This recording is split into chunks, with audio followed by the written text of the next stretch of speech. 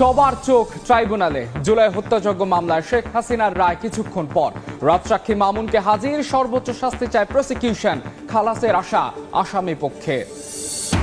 জুলাই হত্যাযজ্ঞ মামলার প্রথম রায় ঘিরে ট্রাইব্যুনালে জড়ো হচ্ছেন শহীদ পরিবারের সদস্যরা। ন্যায় বিচার প্রত্যাশা, 10 পয়েন্টে বড় স্ক্রিনে দেখানো হবে রায় ঘোষণা।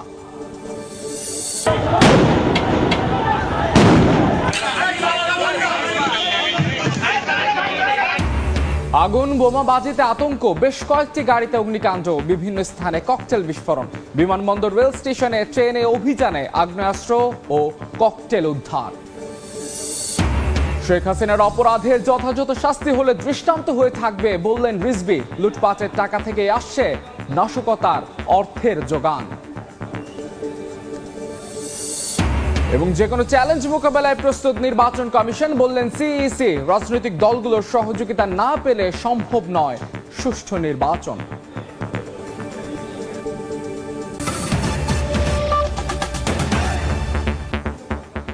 সময় সংবাদের সঙ্গে আছে আমি মাহদি ইসলাম ধ্রুব।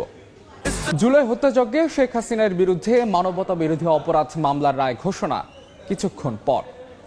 সকালে রাজসাক্ষী সাবেক আইজিপি চৌধুরী আব্দুল্লাহ আল মামুনকে হাজির করা হয়েছে ট্রাইব্যুনালে। ঐতিহাসিক এই রায় ঘোষণা সরাসরি সম্প্রচার করবে বিটিভি ও বার্তা সংস্থা রয়টার্স।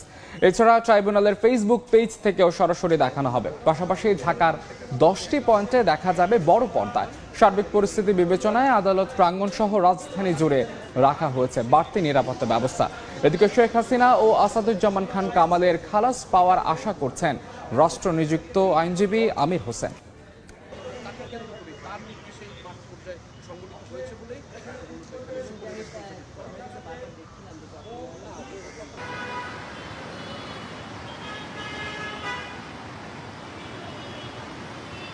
ভালোভাবে বিচার হয়েছে বলে আমি মনে করি। আমি তো সবসময় আশা করি আমার আসামি খালাস পান। এটা আমার আশা, এটা আমার প্রত্যাশা, এটাই স্বাভাবিক কথা। আমার তো থাকতেই হবে। এটা হৃদয় থেকেই বলতেছি। তা আমি একজনের জন্য এত মাস ধরে মামলা করেছি, তাই সে যদি খালাস পায় তা আমার সাথে খুশি আর কি হবে। ওনারা তো ওনাদের কথা বলবেই, আর আমি আমার কথা বলবো, এটাই স্বাভাবিক কথা। বিচার বিবেচনা করবে মাননীয় ট্রাইব্যুনাল। এই মুহূর্তে আন্তর্জাতিক অপরাধ হোসেন এবং নিরাপত্তা পরিস্থিতি জানাতে হাইকোর্ট এলাকায় আছেন আতাউর কাউসার, ধানমন্ডিতে আছেন সহকর্মী মাসুদুর রহমান এবং বিমানবন্দর এলাকায় আছেন সহকর্মী রায়দুল শুভ। সরাসরি শুরুতেই যাচ্ছি আফজালের কাছে। আফজাল,